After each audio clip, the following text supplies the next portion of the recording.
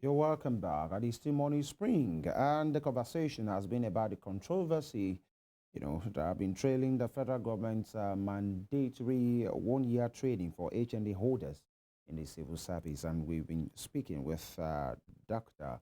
Oluyemi Omotosho. He is an educationist and, of course, a public affairs analyst. Thank you, Doctor, for being here and for laying your thoughts on this topic.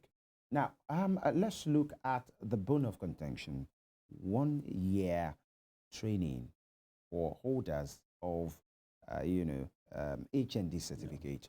But before that, I know some individuals, friends, colleagues who have HND certificate. There is something called conversion. Yeah. There is a course that most of them have been doing. There are some schools that are doing it already. So I'd like to start from that point. If there is a conversion, so that everyone will have a level playing ground, they will be able to beat their chest and say whatever BSc graduates can do, holders can do, we too can have it. Why this training? I know you've laid your point about maybe undue preference, by the current head of service of the Federation. But then if there is a conversion course already, why this 1 year training? Does the years of experience in civil service, is it not supposed to have a bearing? For somebody that have been there for like 10, 15 years, you are saying he or she must go through training now. And for people that are already doing conversion, how do we connect this? Well, to me, because once the head of service has spoken now, it must happen. Yes, we are evolving. I want to say, even me, the level we are today, it was through agitation. And because some people listen, and they are still listening, the head of service is listening. Okay. Forget the fact that they may make some mistakes. They are listening. The university people are listening. Saying this release, you categorize this as a mistake. I think there can be some mistakes. Okay. Nothing is perfect. Yeah. But they are listening, and they are taking steps to improve and make sure the dichotomy is off. But everybody is protecting his own. What the polytechnic graduates are saying is that, the entry requirement is now you enter at level 8, no problem, no more level 7. But don't stop Same at for BSc holders. Yes, same for BSc. Okay. Don't stop at 14.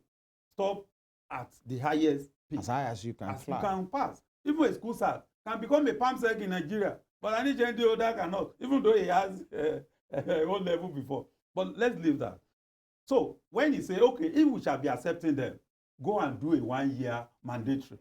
To me, that is fair. If you want to work in the civil service, they say you should do that. Go and do it. It's training. Your salary will be going on, and you can move to the highest. Now they are now telling us what they want. It is left for the stakeholders in the polytechnic to accept. That is not too bad. But this thing that you call training, doctor, this training that you say, okay, it doesn't affect your salary, it's just a training. Yes. Your colleague with BSc will not do the same. That's what I'm saying. They are not distracted. That is why, because of the perception, the noise is still on.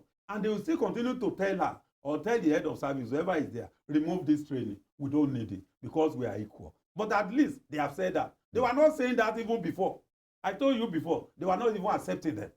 Now they are accepting them. They say, go and do. Look at top up. When they say university will tell you what you don't have, you can't give. And what does that mean? If you don't have a BSc, you can't teach BSc undergraduate. So you have to, with HND and PhD, you have a PhD. But university will not take you as a lecturer because they say what you don't have, you can't give. So you have to go and do a BSc. Some people are doing top up now on their own, and there are many. And it is the university that are offering it. And they are offering it for those who want. Some people don't want the discrimination to affect. Like somebody like me, I have to do attend all the school because I don't want anybody to discriminate against me. I know I'm better. I know I'm good. And I've taught my classes in most schools I attended. And I'm not boasting about it. And so people are doing the top up because of the discrimination. Go check in and forget it.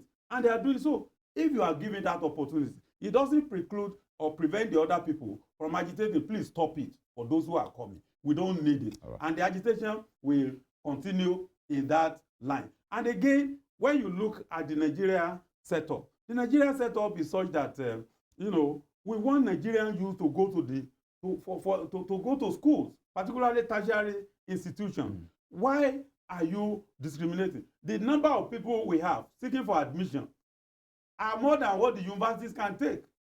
And again, because you are discriminating, a good number of them refuse to access the polytechnic HND. So change it to BTech.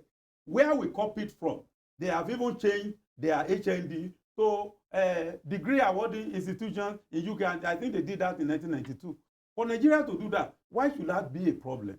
Convert this polytechnic to polytechnic universities, like they are doing in Germany, in Malaysia, in England, and so many other places. Right. Convert them. When you convert them, then this discrimination will end once and for all. You think with the conversion, the discrimination is going to die down? It's going to die down because, and my suggestion to this, because we have been speaking to this over the year, is that if, like I told you before here, when you bring a professor from the university to be the rector of a polytechnic, his perception changes immediately. And bring more of them, their perception will change. So if we convert to university, everybody will have the opportunity. Both the universities and the people teaching in the polytechnic, we have the opportunity. And so the discrimination will end. They are doing BTech in the university. They are doing BTech in polytechnic. That discrimination will end. Nigerians want degrees because Nigerians are shouting that degrees are better. It is not because they are better. Look, an engineer needs a technician to work properly. Your work will not be seen as effective and efficient if you don't have a technician assisting you as an engineer. They are to collaborate with each other and work to achieve a particular objective. An engineer is to design. The technician is to implement what he has designed. But again, allow the technician on this line to rise to the peak and allow the engineer to rise to the peak. That is a simple analysis. Why are you discriminating? If this one is stopping at level 16, allow this one to stop at level 16. If that has happened, nobody will be shouting of discrimination. In UK and US, those who are in the technical section, who are artisans and the rest, they make more money than those who classify themselves as engineers and the rest of them, because the works are just too many. And as you do it, they pay you per hour, and off you are gone. But most of the times, they are menial and manual jobs. Yeah, apart from menial jobs, even in the factories, you see technicians, overtime is more for them because the work is there, and they are ready to do it. And they pay you based on the overtime you have done and on hourly basis. And if there is a level playing ground, there will be it's only in Nigeria you just decided to create a discrimination that is not necessary, and then tell this one you can't go beyond this level for no just cause. And so, like I said, they are trying to solve the problem. In the course of trying to solve the problem, mistakes have been made, and I hope these mistakes will be corrected. And as they are moving on, that's why the National Assembly intervened. And then some people said the president should not sign it. They are still working on that bill. That bill, one day, the president one president will give assent to it. And that dichotomy. Dr. Omotosho, this 1 year training now has been, as we have seen in that release, do you regard it as part of solving the issues? Yes, I regard it as part of a solution from the end of the civil service, the head of service. Right. But it is not, it is an unacceptable solution to people who are coming from the polytechnic, because the fact is that what is the need? Why do you need that? They are doing 5 years. They have told the civil service what is in the curriculum of the university. Add it to what is in the curriculum of the polytechnic. There is no need for it. The curriculum are almost the same. So what are they learning that they are not learning in the polytechnic? Apart from practical, even the practical in the university now is being elaborate like that of the polytechnic. So why are you putting 1 year? It is the background, the perception of those people. When the problem is almost solved, they will just put spanner again. Like this scheme of service, they have been on it for 7 years. And for these 7 years, they have been holding meetings, and the attempt is, let us solve this problem once and for all. The scheme of service came out 3 days ago. The scheme of service that came out 3 days ago is worse than the one they had before. How? Because you have now elongated the career progression to 26 years instead of 15 or 16 years.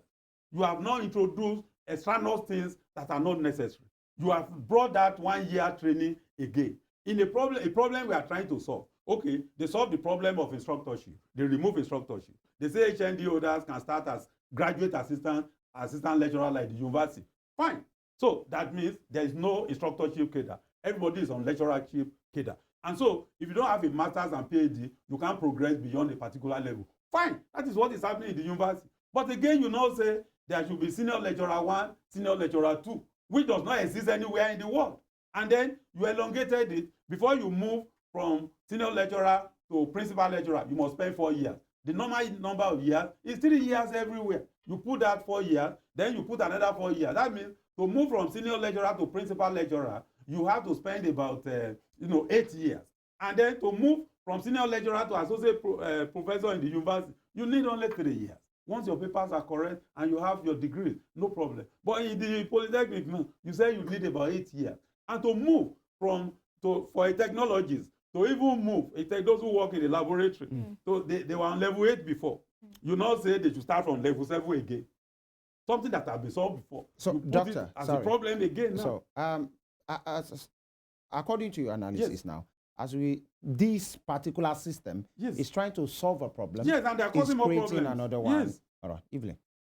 All right, so doctor, I'll still take you back. If we are to actually give a level playing field to everyone, do you subscribe to us having the same entry points for both polytechnic and university? Yeah, it has happened. It is happening already. If you want to join the civil service, you enter on level 8. No discrimination for HND or BSc. I mean educational-wise now. Educational-wise. To enter into polytechnic and to university. enter as a student to the polytechnic, yes. is 5 credit level, including English and Maths. That is what is happening in the university. But the JAMB scores are not the same. The JAMB score should be the same. That's what I'm saying. It Do is you not, subscribe to that? Look, it can't be the same because the man in charge of JAMB is looking at a situation that we have established so many. We have about 179 polytechnics, 41 federal, 54 states, 84 private.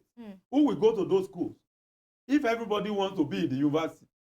And so you lower the mark so that some people can struggle to go and stay there but for a while. But if you want to compete at the highest level, then you must be able to have the same level playing down for everybody. Those administrators are feeling that it will result to waste of government funds if you establish these schools and nobody is going there.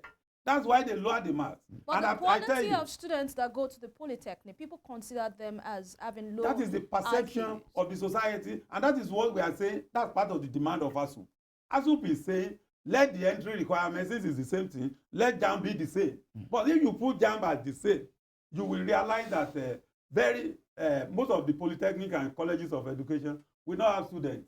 And for them to have students, you have to lower the bar to accept some students and then start training them. But when we change everything to BTech, HND, ND, BTech, and like the university, there will be no discrimination. Again, it is the perception of the society that is the cause of all these problems. And to solve the problem, like I said, the federal government is trying to solve the problem, and they are causing more problems. It is quite unfortunate because they are not looking at it, objectively. If they look at it objectively, why do you need to say you must spend 26 years to get to the top? The top is open now. You say you can get there 26 years. Why? When you can recently get there, 17, 16 years. And then why are you putting, impediments? And it is this impediment that is not good. Again, they have released that scheme of service now.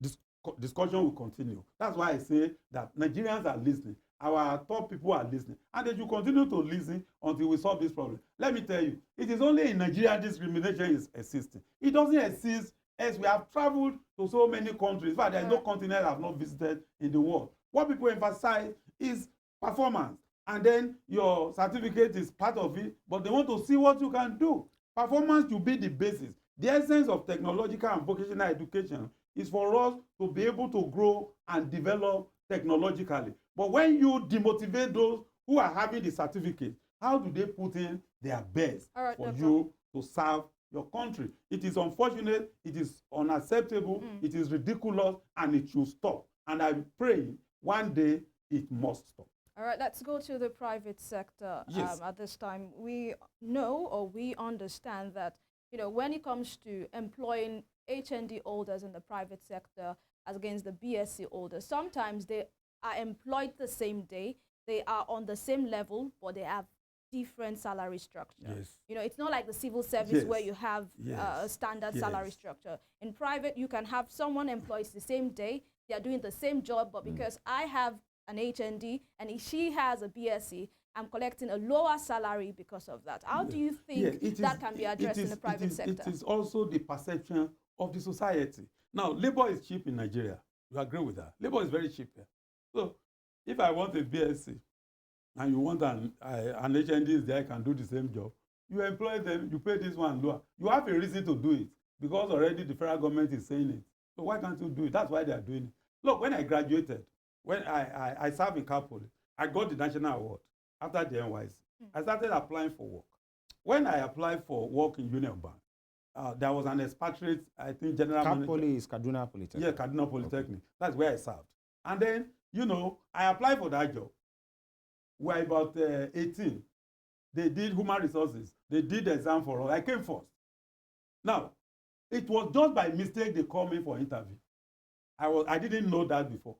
But I did the exam, and I was called for the second interview. So when they sat like this during the second interview, and I entered and I presented my certificate, the Nigerian deputy GM said, "But why are you here? You have HND?" I said, "Yes." The Igbo man said, "Yes, that's HND, but he came first." So you were not even supposed to be in the group. So they were arguing, and the man said, "You are not." So since you have invited him, let us listen to him. They interviewed me, and they find me good to employ. They said, "I will hear from them." When they wrote me, I took the letter back to the GM that I don't want the work. That it's good for me. That I'll prove to you that the HND holders are not pushovers. The man started begging me to work. I said, "Look, apart from that, I've got a job already." This was as far back as when? That was 1987, 88. I said, "I've got another job. Apart from that, I don't want a job that will put me in a place where I'll be counting money from morning to evening. I want a job where I can be mobile." That's how I escaped. And so, you know, the discrimination has been there because of the perception of the society. But when you employ some of them, you see the outputs. And then we have bad BSc holders, we have bad HND holders. We even have bad PhD holders. Everywhere. So it's not about the degree. It's not about the degree. It's about what you know. You have got a certificate. Can you defend it? There are so many people in the society today who cannot defend their certificate. And then so put a level playing ground. The example I'm giving you is go and look at ICANN. ICANN exam when we're in school, you even up to the last 5 years. ICANN, you know, there was this discrimination. I think it's in our DNA to discriminate. ICANN register a body. They don't want other people to register. Before ANAN could register, you know what they went through. Even before CITN could register, you know what they went through. But we have compared the exams they are doing and see that most of the HND holders are even passing more than the BSc holders. And, you know, because of that, people advocate for the polytechnic, you know, that they should be given opportunity. And, you know, in Nigeria of today, what you see is that we need good performance. Your certificate will be an entry requirement. But let us see what you can do with the certificate. It is what you can do that will determine how we grow. Those who are doing inventions here and there, are they PhD holders all through? Right. All the engineers, all the PhD holders we have in Nigeria now, how has it affected our development? How has it, you know, brought development to Nigeria? So what I'm trying to zero in is that there should be a level playing ground. This discrimination should stop. I want to appeal to the universities to stop the discrimination for those of them who have been. I was in a conference some days ago to present a paper, and we were all cheering, and one professor stood up and said, "The discrimination is unacceptable. We want more of that. We want to beg." I want to appeal to the head of the civil service and the civil service to stop the discrimination and let there be a level playing ground. Once there is a level playing ground, everybody can excel. Those who cannot excel, don't accept them. Accept those who are good. And that is the only way Nigeria can develop. Thank you so much, Dr. Omotosho. We go for another break. When we return, the conversation continues.